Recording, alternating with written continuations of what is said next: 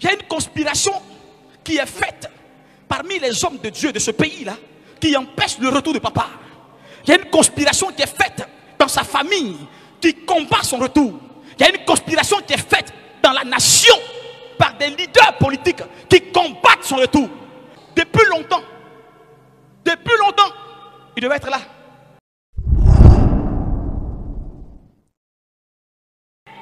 Dis avec moi, assez c'est assez. Trop c'est trop. À la guerre comme à la guerre. Puissance contre puissance.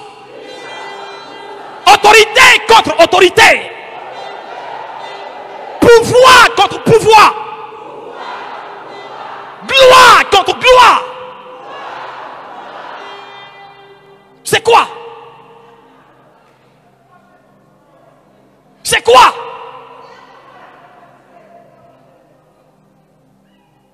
C'est quoi? On est fatigué. Amen. Et papa Eli Pada, il est à la montagne, lui seul, a senti le poids de ce combat. Mais ce matin, tu vas te lever pour le soutenir dans la prière. De la même manière que Aaron et Hur ont soutenu les mains de Moïse sur la montagne, tu vas te lever avec moi et nous allons soutenir les mains de papa à la montagne pour que la victoire soit de mise. Le rapport de force doit changer de camp ce matin. Le rapport de force doit changer de camp ce matin. Il y a une conspiration contre le retour de papa Eli Pada. Et il y a un complot qui est fait. Il y a une conspiration qui est faite dans le monde spirituel. Amen.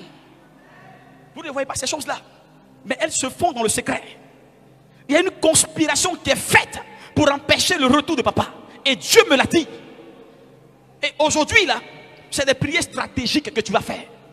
C'est des prières d'envoûtement, des prières de mort, des prières de décret. Tu vas envoûter, tu vas libérer les tonnerres ce matin.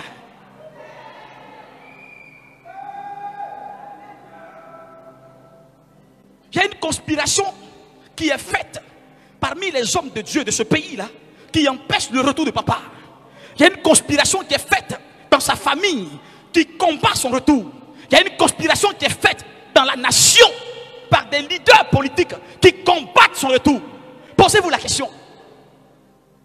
Posez-vous la question. Depuis longtemps, il devait être là. Le monde spirituel nous a déclaré la guerre. Le monde des ténèbres nous a déclaré la guerre.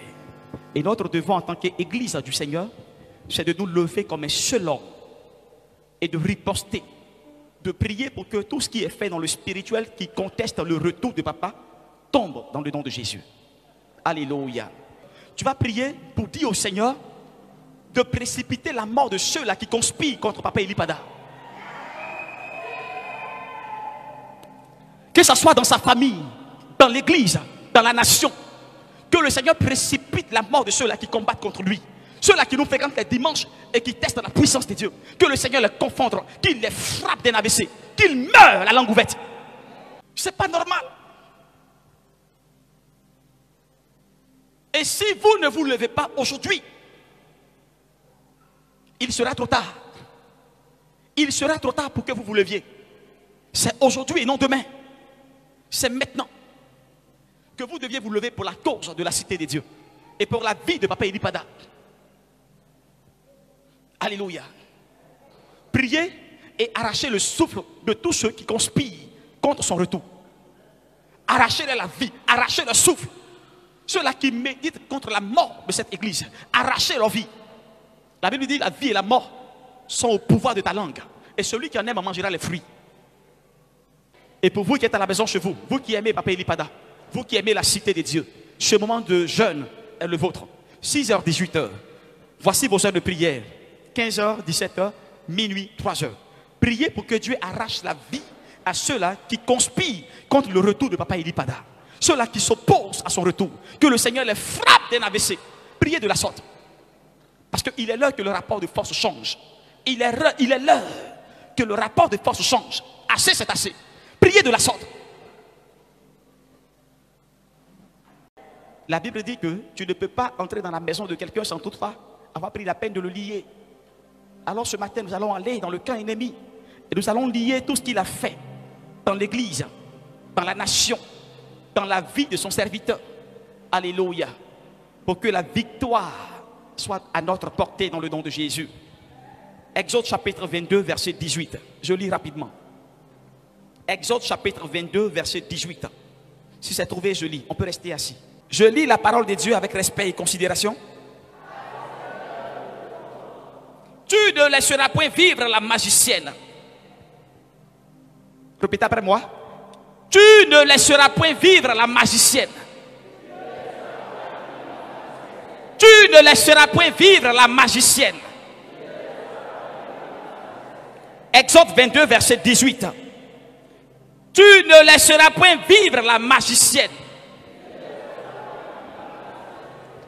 Entendez par magicienne la sorcière, celle qui pratique la sorcellerie, celle qui a recours à des pratiques occultes qui agissent contre le peuple de Dieu, celle qui médite des intentions iniques contre la vie de l'Église, celle qui a dans le cœur des pensées obscures contre l'avancée des choses au niveau de l'Église, celle qui n'assemble pas mais qui disperse. C'est celle-là qui est la magicienne. Et cette parole n'est pas une parole donnée par Moïse, mais cette parole est une déclaration que le Seigneur lui-même a faite à Moïse. Ce n'est pas Moïse qui nous retransmet la pensée de Dieu, mais c'est Dieu qui donne sa pensée à Moïse et qui dit à Moïse, voici ce que moi Dieu je dis, que toi Moïse tu dois appliquer. En tant que fils, en tant que garant de mon troupeau, en tant que berger de mon troupeau, en tant que pasteur de mon troupeau, voici la parole que moi Dieu je te donne. Tu ne laisseras pas vivre la magicienne. Alléluia. Tu ne laisseras pas vivre et prospérer l'œuvre de celle qui pratique des actions occultes contre l'Église. S'il y a une chose de laquelle Dieu a horreur, c'est de ceux qui pratiquent la sorcellerie. Dis amen avec moi. S'il y a une chose de laquelle Dieu a horreur, c'est de celle qui pratique la sorcellerie. Celle qui fait tout pour que l'œuvre de Dieu périsse. Celle qui fait tout pour que l'œuvre de Dieu meure. Celle qui fait tout pour que l'Église de Dieu n'entre pas dans sa période de gloire. S'il y a une chose de laquelle Dieu a horreur, c'est de celle qui a des pensées occultes dans son esprit.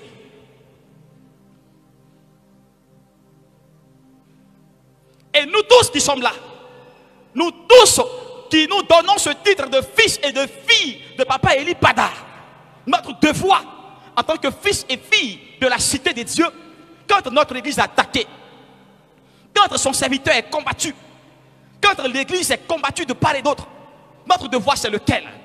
C'est de nous lever comme un seul homme, de prier et de prendre position dans le monde spirituel. Alléluia. Alléluia. Je vous l'ai dit ce matin, la Bible dit, quand l'apôtre Pierre était en prison, ce n'est pas un pasteur qui a prié pour sa libération. Ce n'est pas un archevêque, un apôtre, un évêque, un prophète ou un patriarche qui a prié pour sa libération. Mais c'est l'église qui se tenait dans la prière. Et la Bible dit que l'église ne cessait de parler à Dieu. Alléluia. Alléluia. Donc, la libération de l'apôtre Pierre reposait sur les prières de l'église. La délivrance de l'apôtre Pierre reposait sur les prières de l'église. Dieu se servait des prières de l'église pour intervenir dans le cas de l'apôtre Pierre. Le 31 passé, chacun de nous ici avons vécu une fête de douleur, une fête d'angoisse. Notre papa n'était pas là pour nous bénir, pour libérer la grâce de la nouvelle année sur nos vies. On a été privés de l'affection paternelle le 31 passé. On a fêté dans la douleur, on a fêté dans l'angoisse. Notre joie n'était pas parfaite parce que quelque chose manquait à notre joie.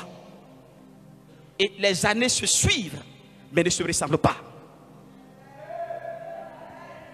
Je parle à quelqu'un ce matin. Les années se suivent mais ne se ressemblent pas.